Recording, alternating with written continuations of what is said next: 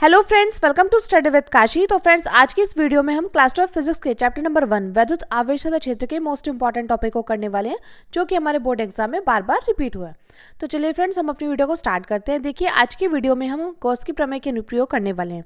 इसमें हम अनंत विस्तार की समतल आवेशित प्लेट के निकट वैद्युत क्षेत्र की तीव्रता का व्यंजक ज्ञात करने वाले हैं। तो फ्रेंड्स, अगर आप हमारे चैनल पर नए हैं तो चैनल को सब्सक्राइब जरूर कर लेना, वीडियो को लाइक शेयर कमेंट करना मत भूलना। तो देखिए फ्रेंड्स, इसमें देखिए सबसे पहले हम यहाँ पर नोट डालते हैं और लिखते हैं आवेश का पृष्ठ घनत्व।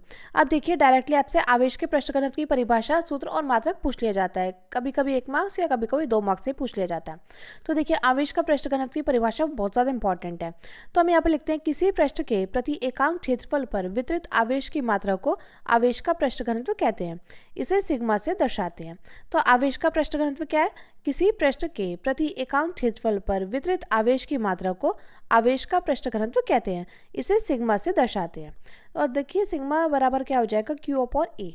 अब देखिए, आप चाहे तो Q equal to sigma A भी लिख सकते हैं क्रॉस मल्टीप्लाई करके। अब देखिए, बात करते हैं आवेश के पृष्ठ घनत्व के मात्रक की। तो इसका मात्रक क्या होता है? इसका मात्रक हम निकालेंगे सूत्र की सहायता से। तो देखिए, आवेश का मात्रक क्या होता है? कूलाम। और देखिए, क्षेत्रफल का मात्रक क्या होता है? Metre square. तो यानी कि इसका मात्रक हो जाएगा कूलाम प्रति मीटर स्क्वायर। मैं उम्मीद करती हूँ फ्रेंड्स, आपको इतना अच्छे से समझ में आ गया होगा। अब देखिए, अब हम आगे चलते हैं और देखते हैं अनंत विस्तार के समतल आवेशित प्लेट के निकट वैद्युत क्षेत्र की तीव्रता का व्यंजक। तो देखिए, सबसे पहले हम यहाँ पर क्या करेंगे? सबसे पहले हम यहाँ पर एक PQRS नाम की समतल आवेशित प्लेट लेंगे। ठीक है फ्रेंड्स, जिस पर पृष्ठ आवेश घनत्व सिग्मा है। इस पर क्या है? पृष्ठ आवेश घनत्व है सिग्मा। ये रहा। ठीक है फ्रेंड्स, मैं उम्मीद करती हूँ आपको इतना अच्छे से समझ में आ गया होगा। अब प्लेट के मध्य बिंदु मान लीजिए यहाँ पर A। यहाँ पर A लिखा हुआ है।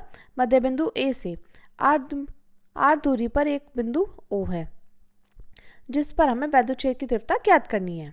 अब हम क्या करते हैं? अब हम प्लेट के आर पार एक गॉसियन बेलन की कल्पना करते हैं। ठीक है फ्रेंड्स, अब हम क्या करेंगे? प्लेट के आर पार एक गॉसियन बेलन की कल्पना करते हैं। यहाँ पर भी एक गॉसियन बेलन बना दिया और यहाँ पर भी गॉसियन बेलन बना दिया। यहाँ पर बिंदु O है और यहाँ पर है बिंदु O डैश। ठीक है, हमें क्या निकालना है? हमें निकालनी वैद्युत क्षेत्र की तीव्रता। तो यहाँ पर भी और यहाँ पर, और इसका क्षेत्रफल क्या हो जाएगा? इसका क्षेत्रफल हो जाएगा वेक्टर D और इसका भी क्षेत्रफल वेक्टर D हो जाएगा। तो फ्रेंड्स, हमने जो यहाँ पर ये डायग्राम बनाया है वो हमने यहाँ पर लिख दिया कि माना PQRS एक समतल आवेशित प्लेट है, जिस पर पृष्ठ आवेश घनत्व सिग्मा है और प्लेट के मध्य बिंदु से r दूरी पर एक बिंदु O है, जिस पर वैद्युत क्षेत्र की तीव्रता ज्ञात करनी है। और प्लेट के आर पार एक गॉसियन बेलन की कल्पना करते हैं। अब इसके आगे हम लिखते हैं, अब देखिए आगे हम लिखते हैं प्लेट के दोनों ओर गॉसियन बेलन पर फ्लक्स हम निकालते हैं। तो देखिए, फ्लक्स हम जानते हैं किससे डिनोट करते हैं? इसको डिनोट करते हैं फाई ई से। तो हो जाएगा फाई इज इक्वल टू समाकलन vector E into DA vector. ठीक है फ्रेंड्स, अब देखिए, प्लेट के दोनों ओर गॉसियन बेलन पर फ्लक्स आपने देखा था, एक तो इस तरफ था और एक था इस तरफ। तो हमें क्या करना है? हमें प्लेट के दोनों ओर जो गॉसियन बेलन पर फ्लक्स निकालना है।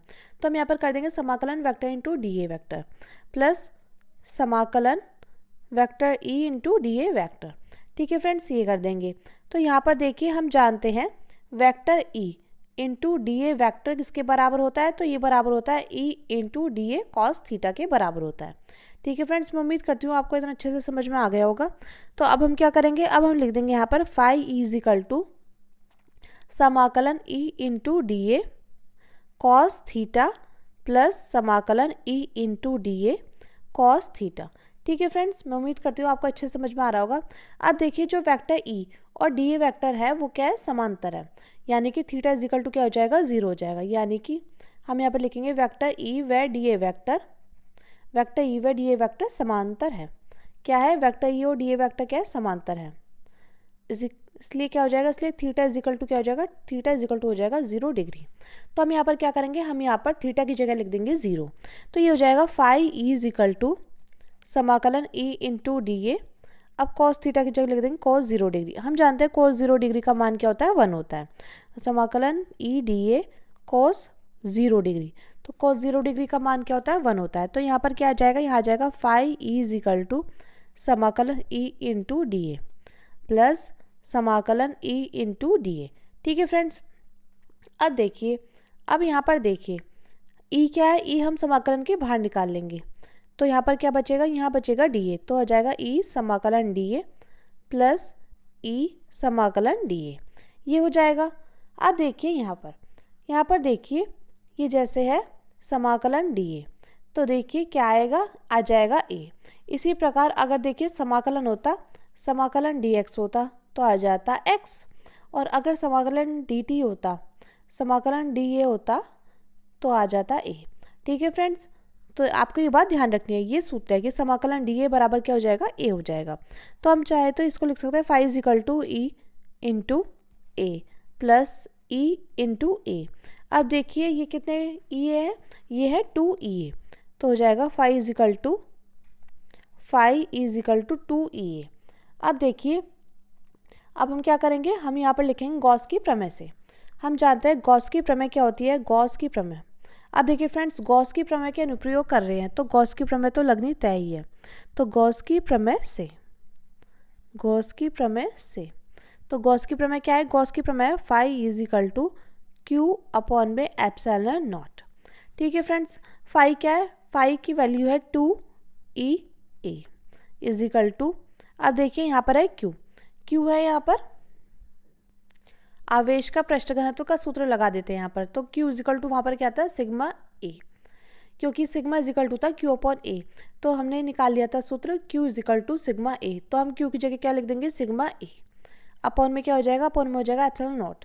ठीक है फ्रेंड्स, मैं उम्मीद करती हूँ आपको अच्छे समझ में आ रहा होगा। अब देखिए A से हो जाएगा ये कैंसिल, तो यहाँ पर क्या बचेगा, यहाँ बचेगा E is equal to sigma upon 2 epsilon not.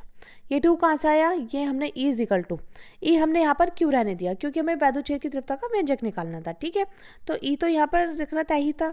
अब देखिए ये जो 2 था, 2E के साथ था गुणे में, तो बराबर के दूसरी तरफ जाएगा, ये चला जाएगा भाग में, तो यानी कि हमारा E is equal to sigma upon 2 epsilon not आ गया है।